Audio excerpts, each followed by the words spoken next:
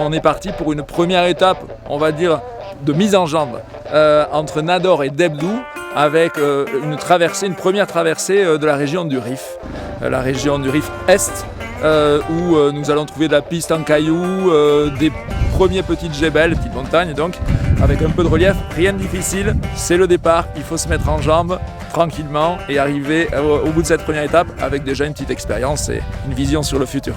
Ah mon Jérôme, démarre plus ta moto. On a fait 10 km. Hein.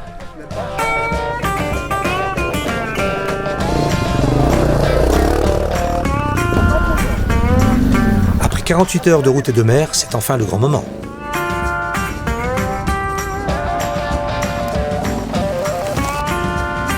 Une première étape qui se déroule à l'est du Rif et doit nous mener de la Méditerranée aux portes du Récam.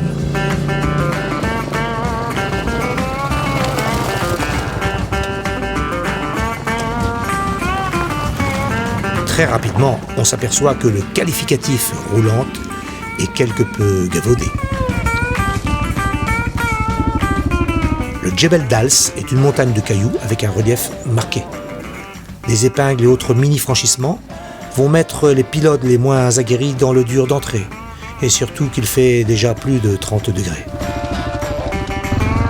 Fidèle à sa réputation, le Maroc nous inflige une première crevaison. On a commencé dès le départ sur les pistes et Hassan nous a fait le plaisir de faire une petite panne comme ça, un petit pneu crevé comme d'hab. J'aime bien tout le côté aventure, les galères, une crevaison en fait partie et j'aime ça. Plus de bonheur ce serait trop et j'ai vu des paysages mais éblouissants. Beaucoup de cailloux, hein, c'est le Maroc, il fait bien chaud et tout se passe bien. Heureusement, la deuxième partie de la trace est cette fois-ci véritablement roulante et en quasi-totalité bitumée. L'occasion de se requinquer quelque peu en roulant dans de beaux paysages vallonnés.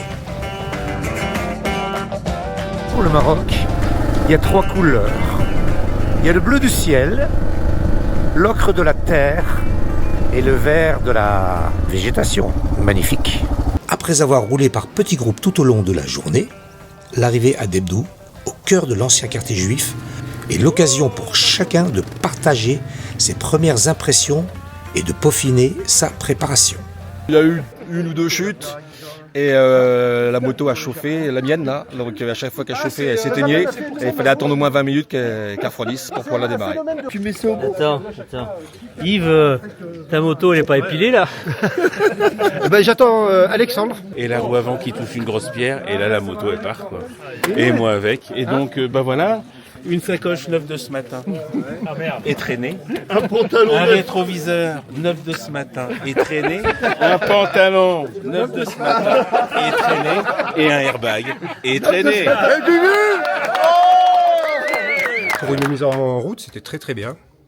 Pas trop de tout-terrain, non, très bien. C'est ou tout rien, ou très endurisant, ou très cool.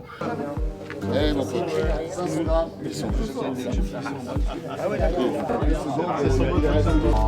n'y a pas plus qu'à péter. Ça marche bien. De quoi? Le caster. Voilà, et on pourra le recharger.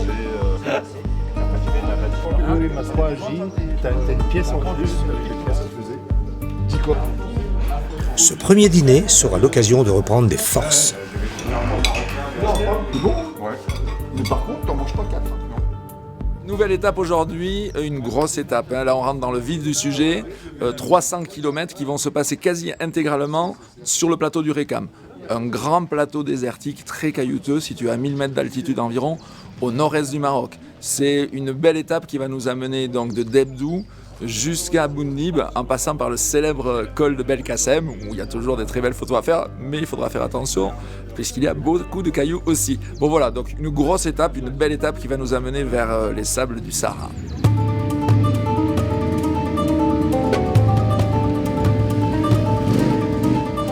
Le groupe se met doucement en route pour monter à l'assaut du plateau du Récam. Un début de parcours technique avec une vingtaine de kilomètres de chemin de terre truffé de cailloux serpentant au milieu des arbres.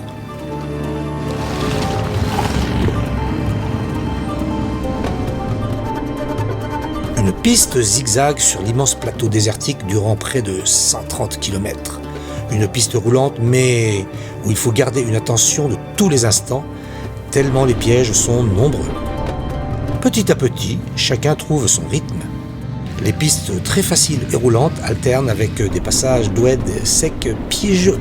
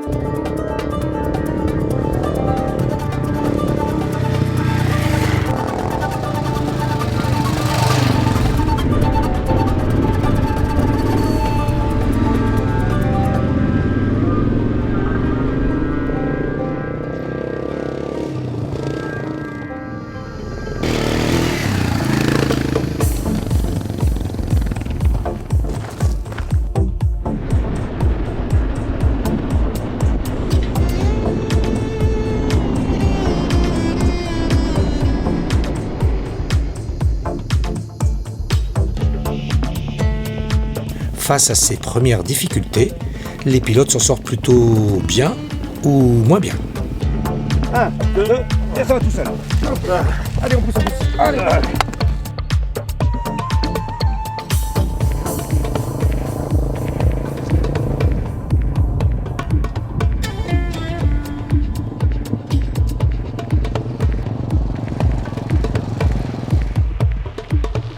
Les infrastructures marocaines s'améliorent d'année en année et les chemins techniques d'hier sont aujourd'hui devenus des pistes roulantes et parfois des routes. Bientôt, le goudron arrivera presque au pied du col de Belkacem.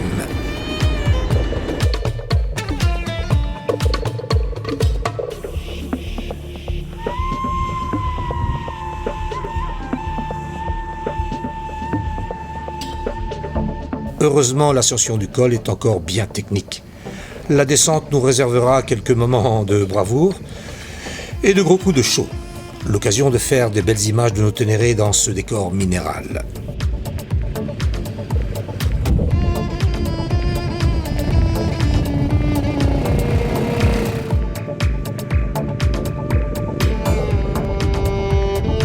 Pour franchir ces grosses marches, différents styles se côtoient avec plus ou moins d'efficacité.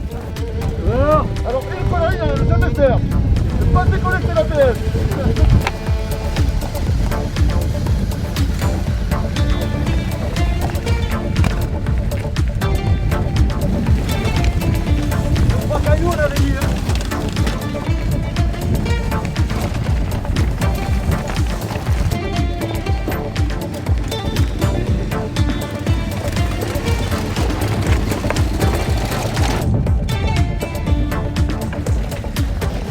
Ce n'est pas une épreuve de trial. Ici, un pied par terre n'est pas sanctionné par un point.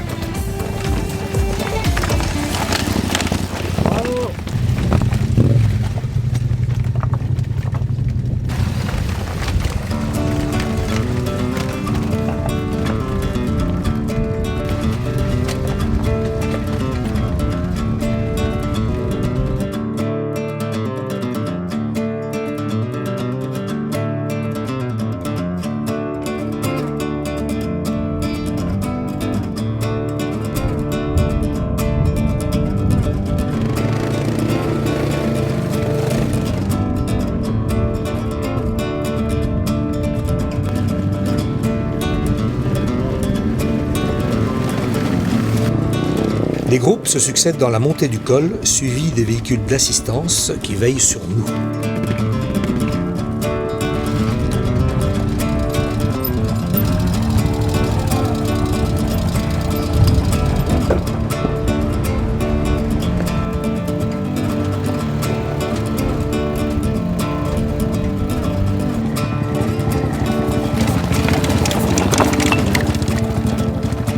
Dans ce type de passage délicat pour certains, l'esprit d'entraide est important.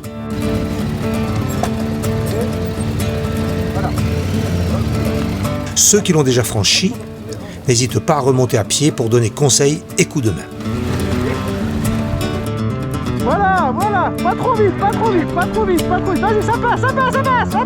Au final, les mamies, comme les jeunettes, s'en sortiront avec les honneurs.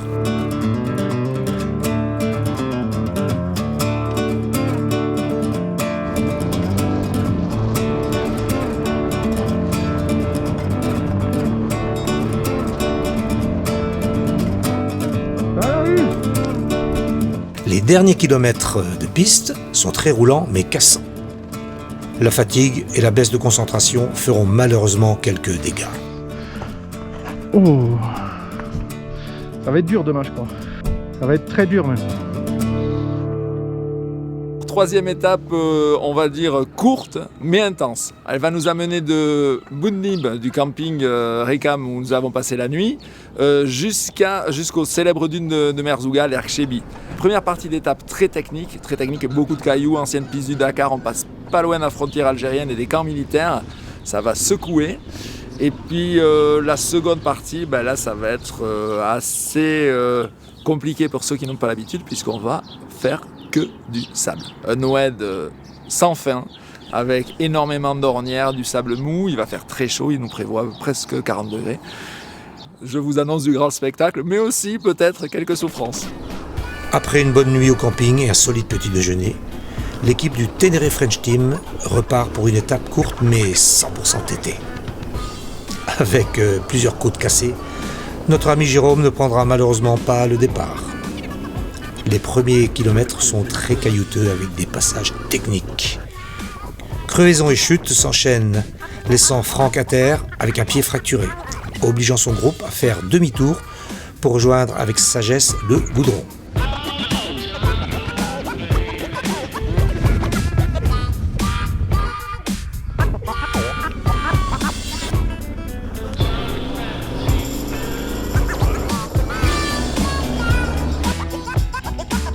La trace passe le long de la frontière algérienne sur d'anciennes pistes du Dakar. Nous prenons tous un immense plaisir à piloter nos Ténérés dans ce véritable labyrinthe, au milieu de paysages désertiques de toute beauté.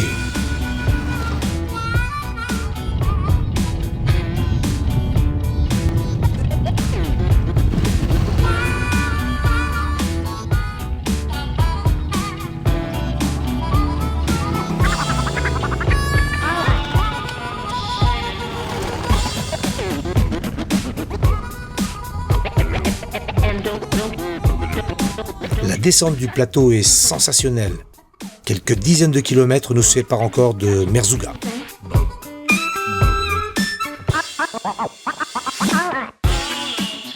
Aujourd'hui, on va y retourner. Alors, je suis un peu désolé, mais bon, c'est comme ça. On est dans le sud du Maroc, donc du sable, il y en a partout, et des cailloux aussi.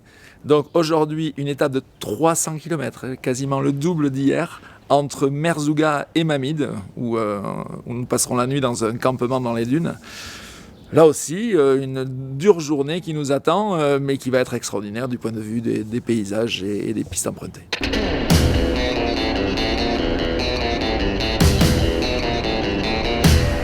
Cette nouvelle étape s'annonce à nouveau délicate.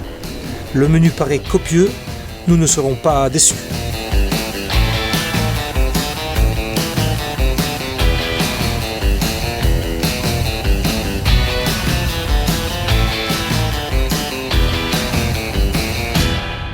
Nous entrons sur les sacro-saintes pistes du Dakar, le vrai. On attaque le sud marocain avec quelques pistes qui peuvent être roulantes et sablonneuses, mais aussi quelques passages où il ne faudra pas mollir pour ne pas y laisser trop d'énergie. Une étape où la prudence sera de mise et où un rythme régulier et sécure sera la clé pour en arriver à bout.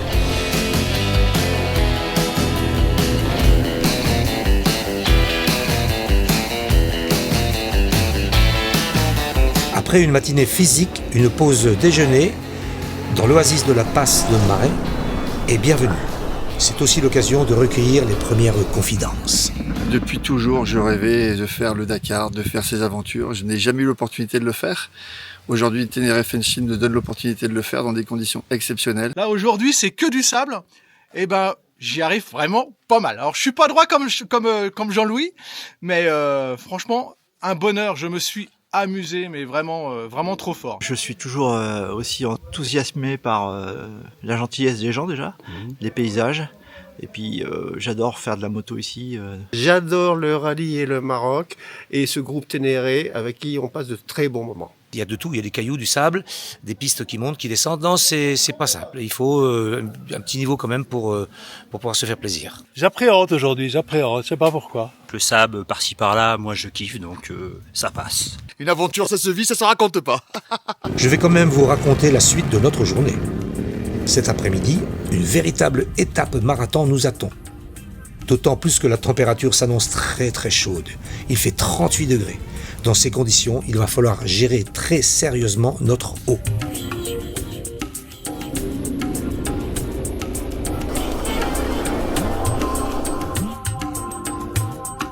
Le début du tracé est plutôt soft avec de grandes plaines arides où serpentent de nombreuses pistes. Nous nous régalons à choisir nos options de navigation et chaque groupe avance à bon rythme. À la reprise, une fantastique ligne droite de près de 100 km de long nous attend. Il fait maintenant 40 degrés à l'ombre et il n'y a pas d'ombre. Le ruban de la piste s'étire à l'infini, mais attention à ne pas se laisser hypnotiser car il est truffé de cailloux, saignés et bosses qui sont autant de pièges pour nos crampons. Les 100 derniers kilomètres seront une succession de massifs rocheux aux couleurs extraordinaires avec des points de vue magnifiques sur les plaines immenses et désertiques.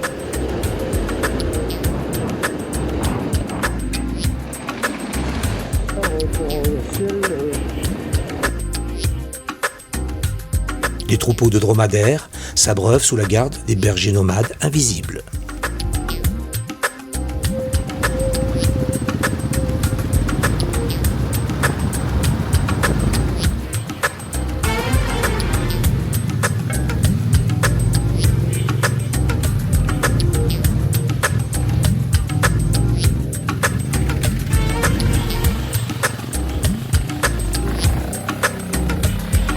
Nous arrivons épuisés et heureux à Mahmid.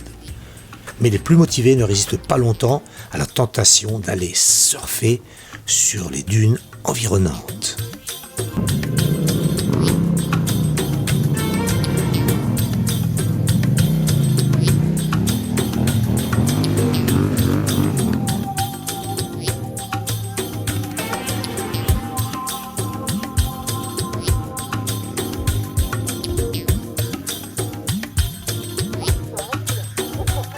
Ce soir, le Tenerife-Fenchim a prévu un bivouac magique au milieu des sables, de quoi s'endormir et rêver en regardant les étoiles.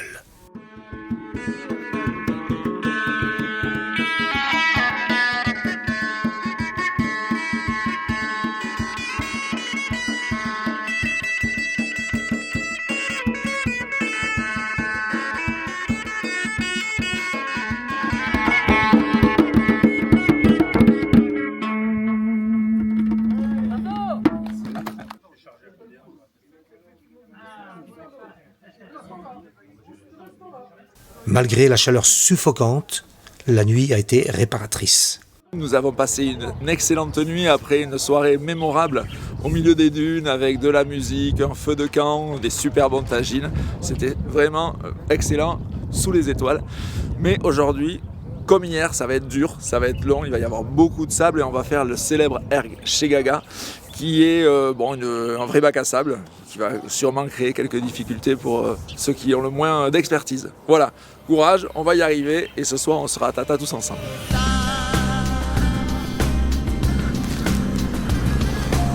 Cette 5e étape va faire des dégâts.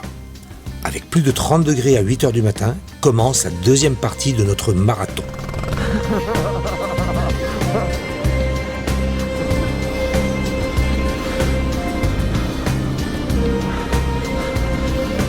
Dès le départ, nous rentrons dans le vif du sujet, avec plusieurs dizaines de kilomètres dans de petites dunes bien molles.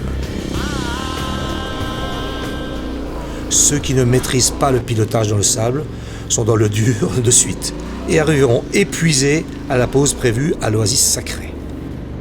Juste pour vous dire que là ça devient très très dur, mais avec mon équipe choc. C'est la main, putain! Allez vite! Je pensais pas que c'était aussi dur que ce sable mou.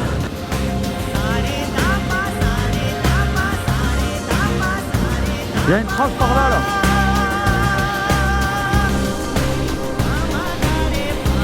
Sur ce terrain, la T7, malgré son gabarit, est particulièrement agile. Avec elle, on surfe sur les dunes et on s'amuse comme des gosses sur un tas de sable. Dans ces conditions musclées, les mamies entre de bonnes mains font des merveilles et se permettent de faire la pige à certaines jeunettes. On est perdu dans la tempête de sable. Ah ouais, bah perdu non. Tempête de sable pas encore, mais ça, voilà. Il fait maintenant 42 degrés. La conduite sur un lac Iriki surchauffé sera une vraie traversée du désert pour certains. Et les derniers 70 km de pistes caillouteuses pour rejoindre Tinsit seront un vrai calvaire. J'ai du bleu sur sa tête. Bon, versez votre camelback. Ouais.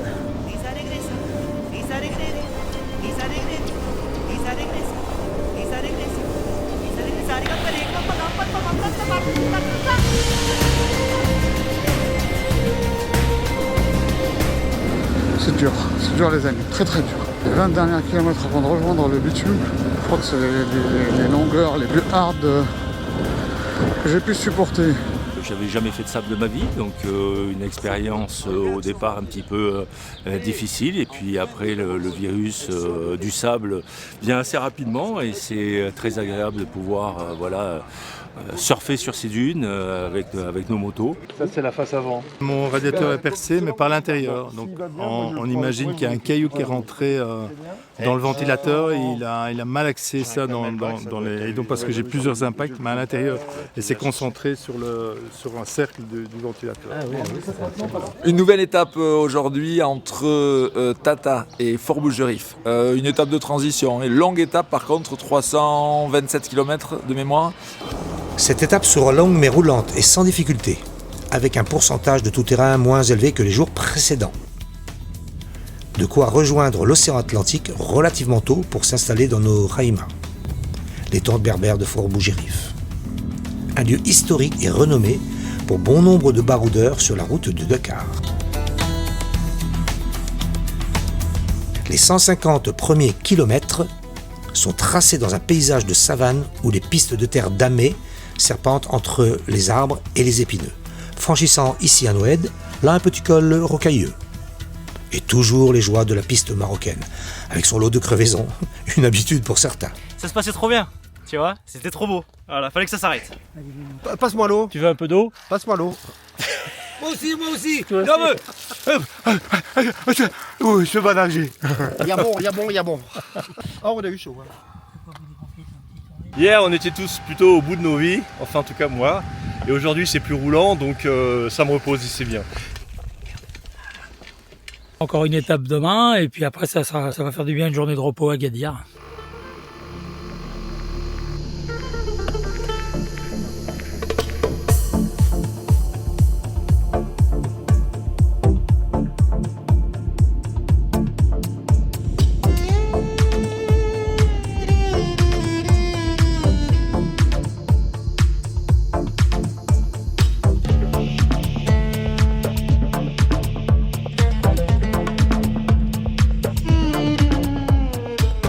Il est loin le temps où l'accès à Fort-Bougerif se méritait.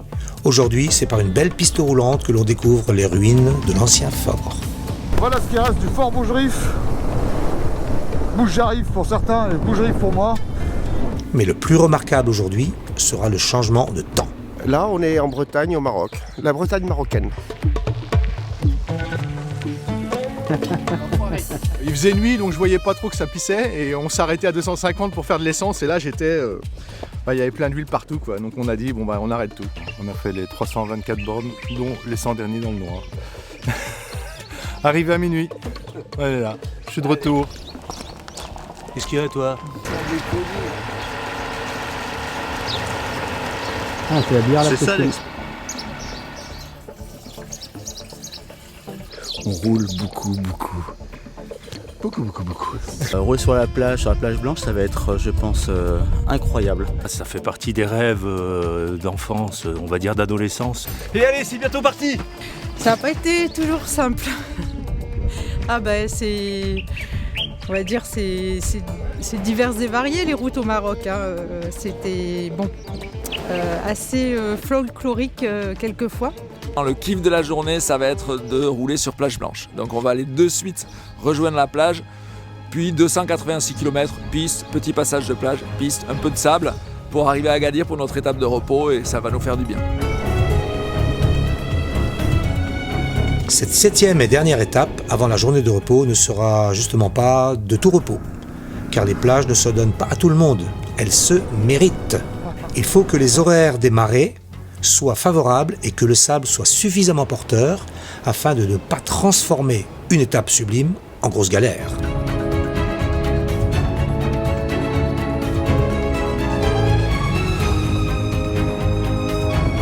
Nous avons tous rêvé de rouler un jour sur une longue plage de sable, battue par les vagues, avec des mouettes qui s'envolent à notre passage.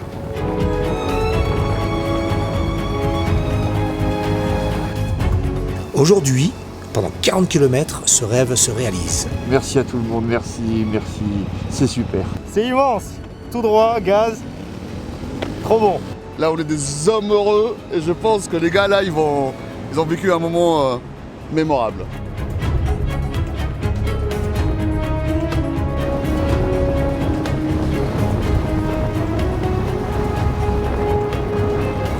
Ma moto tourne et je suis très heureux d'être ici. Serais-je au paradis des motards, mort sans le savoir?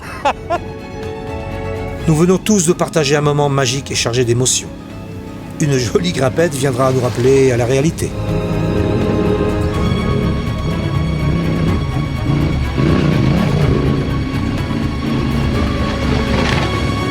C'est génial, la plage comme ça, le sable est bien porteur, la marée, on tombe vraiment au bon moment. Il y a des choses qu'il faut faire dans sa vie. Il faut aller au moins une fois à Dakar, il faut aller à la Sécrème, on a Tamanrasset, puis il faut venir sur la plage blanche. J'avais commencé par le plus loin, le plus difficile. Tout le monde est heureux, c'est ça qui est bien. J'aurais jamais cru faire ça de ma vie et je l'ai fait. J'aurais voulu continuer sur 100 km comme ça. Paysage exceptionnel, on est passé un temps, la mer était belle. Super. Merci Jean-Louis. Ah, merci.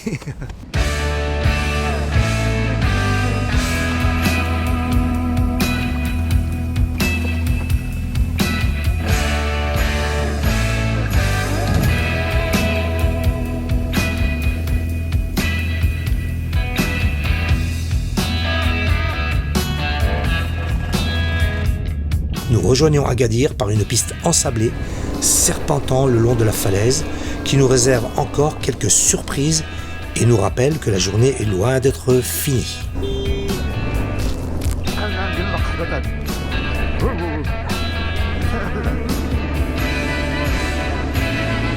Le mélange de sable mou et de plaques dures demande beaucoup d'attention. Et les nombreux virages, montées, dévers, descentes requièrent pas mal de dextérité au guidon de nos motos.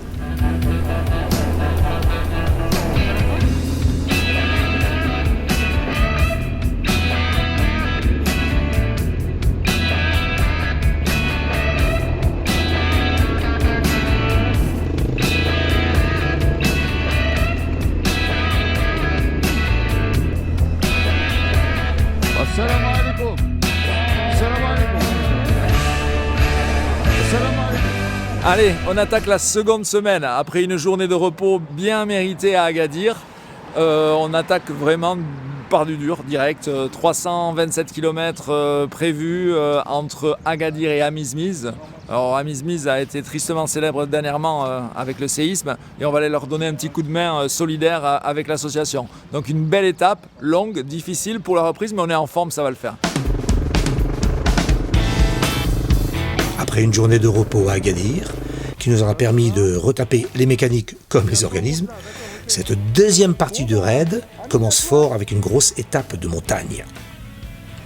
Il fait plutôt frais, avec moins de 20 degrés, ça tombe bien. On attaque direct dans le dur, avec un massif montagneux dès la sortie d'Agadir.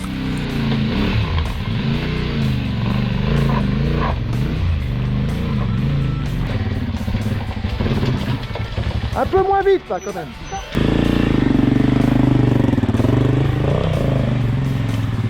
Non, non, doucement, doucement.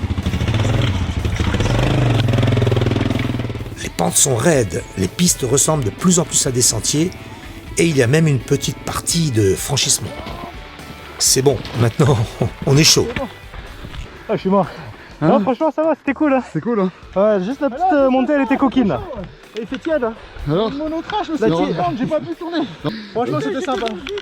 Attendez les gars, moi je l'ai faite, pneu rincé. La suite est belle côté paysage, essentiellement constituée de petites pistes. À partir de maintenant, c'est quasiment 100% TT dans le massif du Moyen Atlas jusqu'à Amizmiz, notre prochaine étape. C'est un véritable festival de couleurs et de paysages qui va s'offrir à nous pendant 230 km. Et devinez pour qui est la première crevaison du jour? Bon, bah une petite crevaison de Tom. J'en ai marre, c'est la troisième, hein, les gars. Troisième Crevaison. Merde. C'est la petite top, de toute façon, il n'y a pas mieux.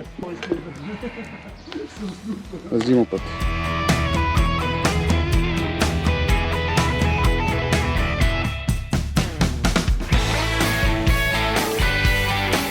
Pendant plusieurs jours, nous enchaînerons l'Anti-Atlas, le Haut-Atlas et le Moyen-Atlas, soit la totalité de l'immense chaîne montagneuse, véritable colonne vertébrale de ce formidable pays.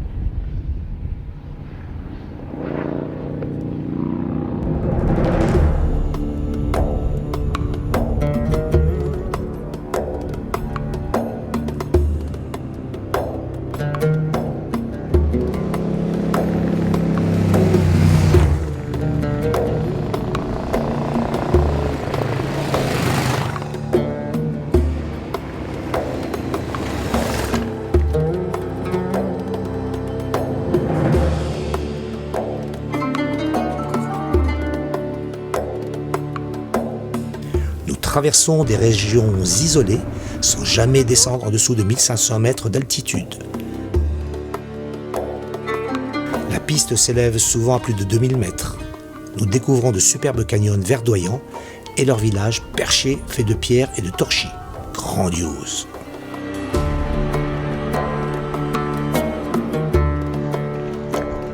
Pascal et Yves le renard.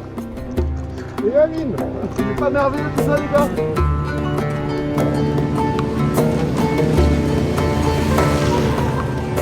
Cette montagne-là, c'est hallucinant, grandiose. C'est le Machu Picchu berbère. Que du bonheur. Merci Amine. Tracé, comme ils disent, fantastique. Moi j'ai vraiment adoré. Là on regarde, là on est en hauteur, on regarde en bas, il y a de l'eau. Il y a des gens au milieu de nulle part avec des enfants. C'est impressionnant. Hein.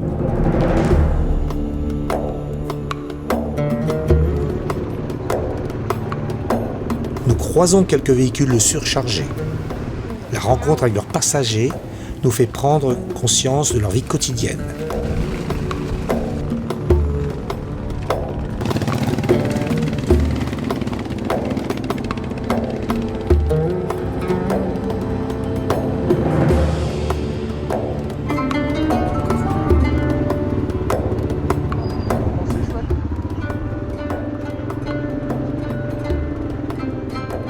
Bon, ça doit pas se voir, mais ça monte. Hein.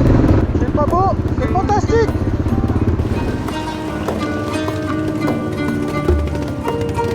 Les nuages de poussière soulevés par nos motos rendent presque impossible une conduite déjà délicate.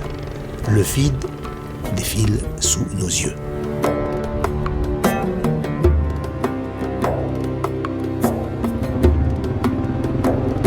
Au sortir des montagnes, nous roulons sur un plateau baigné par la lumière dorée d'une fin de journée.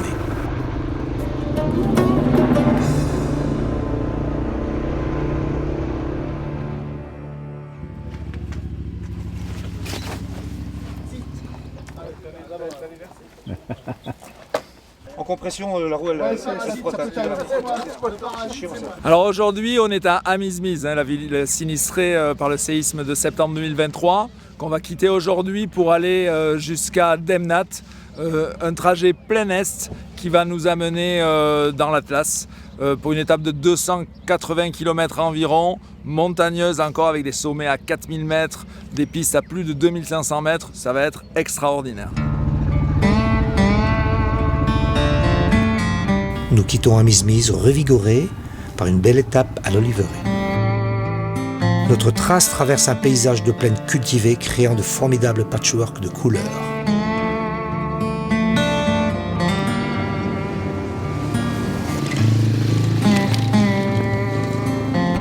Chaque village rencontré porte encore les stigmates du terrible tremblement de terre qui a rudement touché cette région.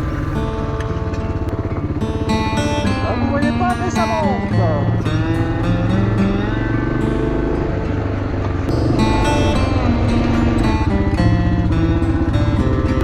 C'est pas bon.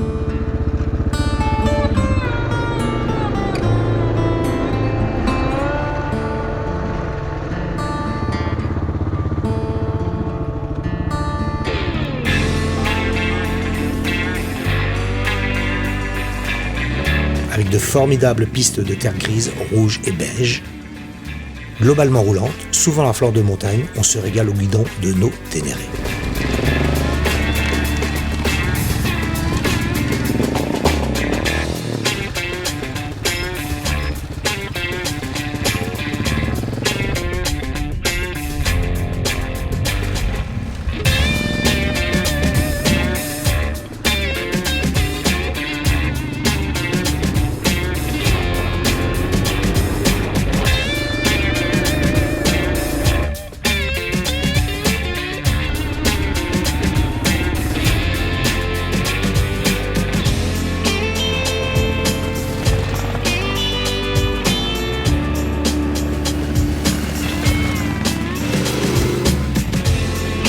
Une agréable pause déjeuner, les pieds dans l'eau, nous attend dans la vallée de l'Ourika.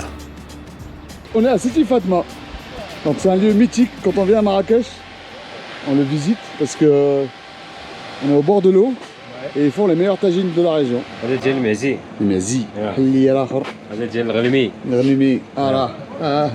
Alors elle est de quelle température l'eau? Elle est chaude, hein. Super bonne. Hein. Ah, elle est juste magique. Ça fait du bien. Ça c'est bien. On est bien là. Ah Pascal, on est bien là. Ça pourrait être bien, on est bien. Ouais.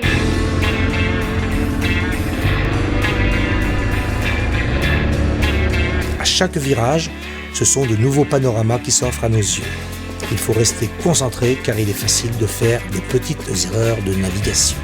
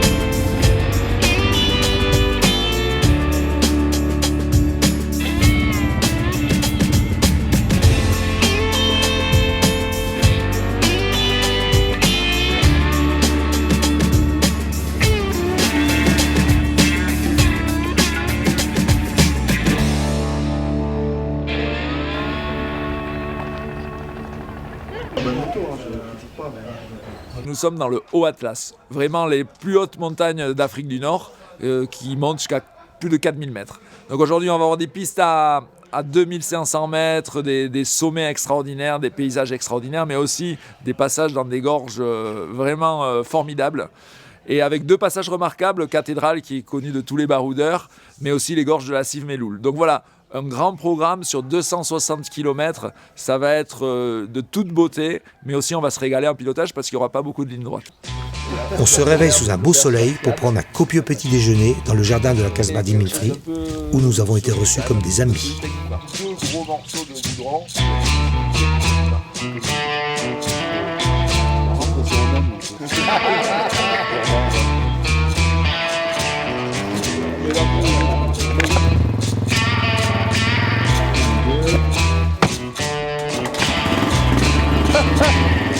coup.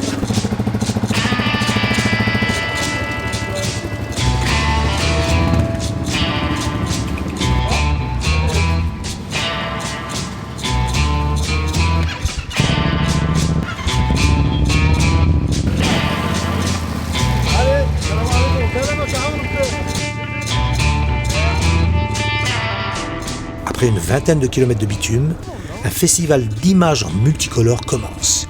Et il ne sera qu'une fois l'étape terminée. Apparemment, c'est la plus simple.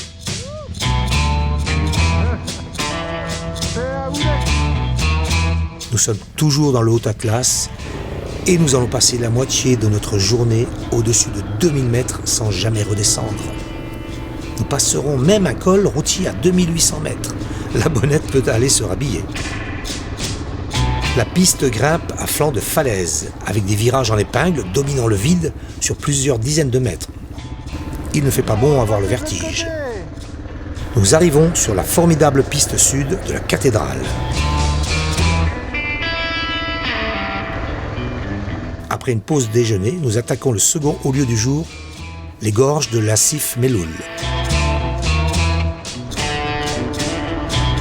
Autour de nous, la nature brille de mille feux.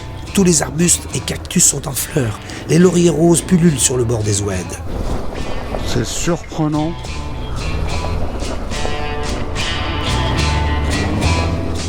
Une trentaine de kilomètres d'un extraordinaire travelling coincé entre deux murailles gigantesques. On en oublierait presque de piloter pour passer en mode contemplation.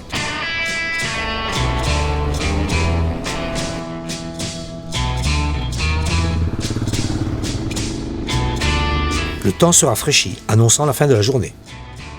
C'est l'heure de rejoindre notre auberge à Emilchill, toujours à plus de 2000 mètres.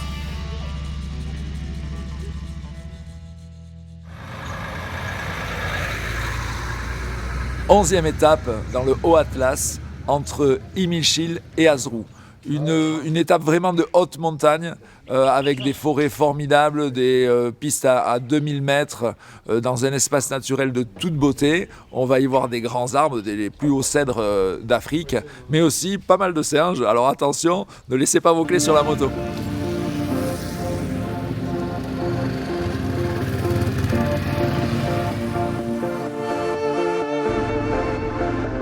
Nous continuons notre périple montagneux cap au nord pour passer du Haut-Atlas au Moyen-Atlas, en direction d'une des plus belles forêts de cèdres du monde.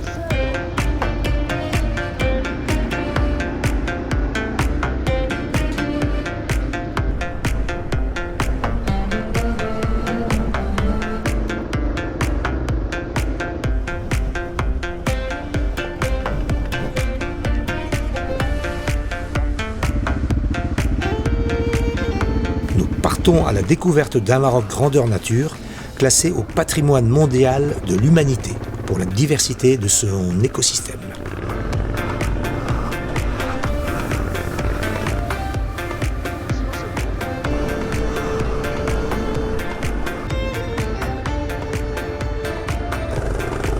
Un parcours bucolique qui nous conduira aux environs d'Azrou, sur des hauts plateaux à plus de 1200 mètres d'altitude. Tantôt couverts de prairies d'estive, tantôt de forêts de cèdres peuplées de singes magots.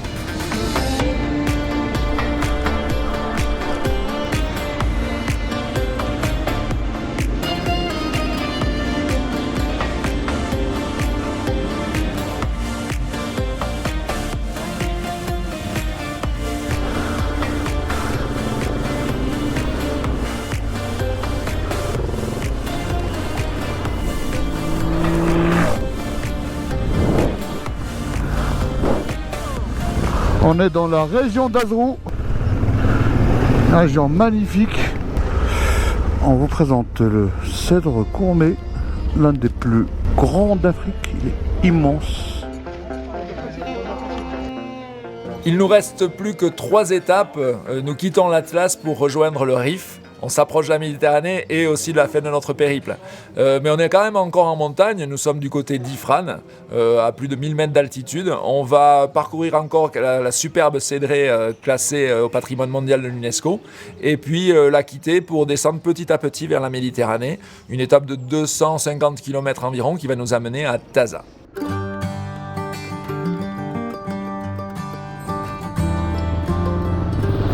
Nous entamons doucement notre descente vers la Méditerranée par une journée de transition entre nature sauvage et espace agricole.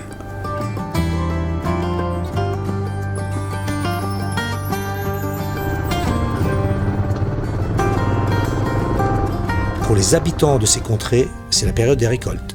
Les femmes et les hommes s'affairent dans les champs, faucilles à la main.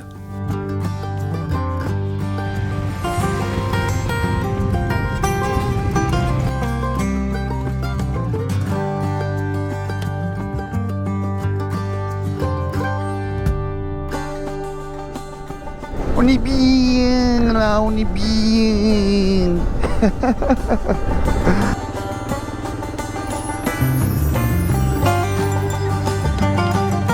Un djebel que nous traverserons par de très belles petites routes et de superbes chemins qui nous surprennent encore. C'est un paradis sur terre. Ce parc possède de nombreuses richesses naturelles. Créé en 1950, son exceptionnelle futaie de cèdres s'étendait sur 700 hectares, contre 11 000 aujourd'hui.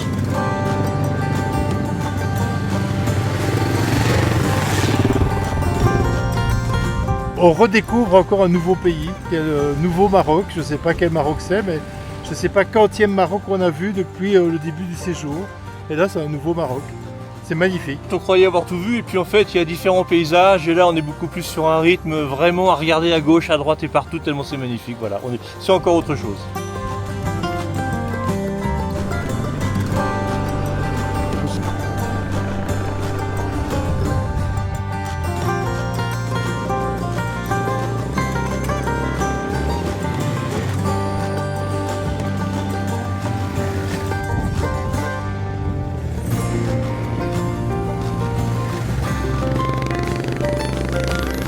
Avant-dernière étape aujourd'hui entre Taza et Al Hoceima.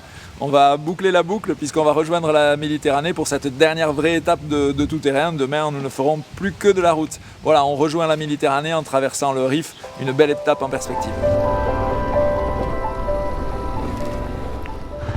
Et on vous offre la plus belle vue qu'une rétine peut avoir. Le Rif, une région peu connue, mais qui recèle non seulement des produits illicites, mais surtout des paysages montagneux superbes et des forêts magnifiques avec en fond la Méditerranée.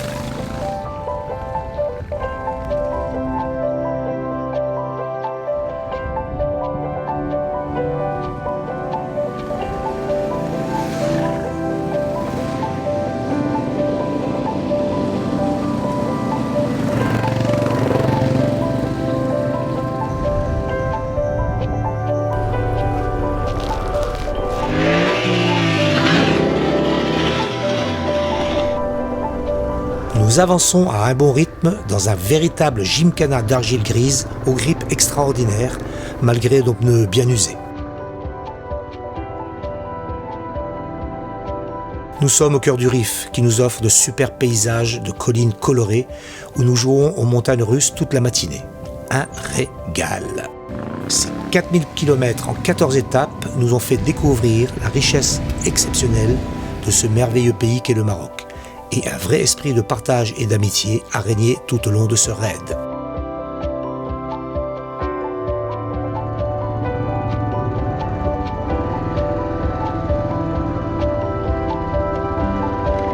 On aperçoit enfin la Méditerranée au loin, fin de la dernière étape tout-terrain de notre périple.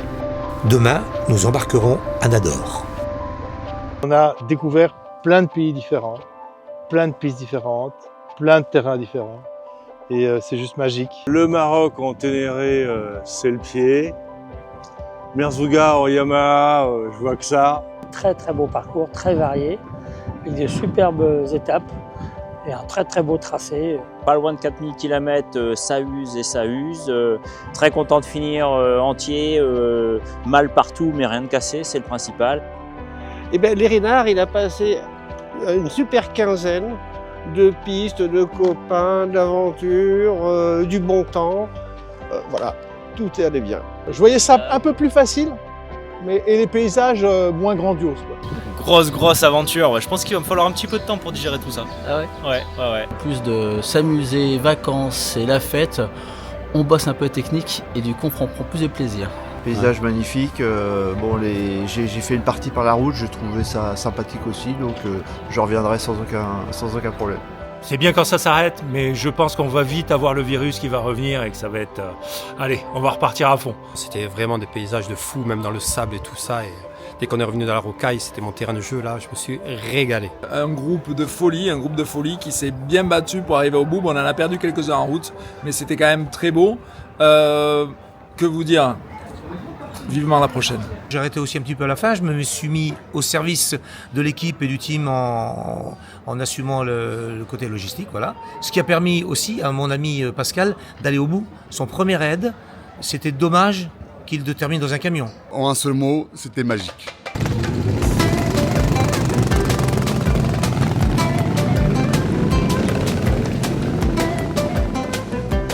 Voilà ce que ça fait de faire partie de cette boutique qu'est la Ténéré Friendship. Elle nous permet de voyager, faire des belles rencontres, de grandir, de s'émouvoir, mais par-dessus tout, comme dirait Jean-Louis, partager, ne serait-ce qu'un bout de chemin, une idée, une pensée, un sourire. Et voilà, on est tous différents, mais on a ce point commun qui est très très fort, c'est la passion. Et en l'occurrence, celle de la moto, celle de la découverte, celle du partage. Je vous souhaite le meilleur et on se dit à très vite. Hop là! So happy day! So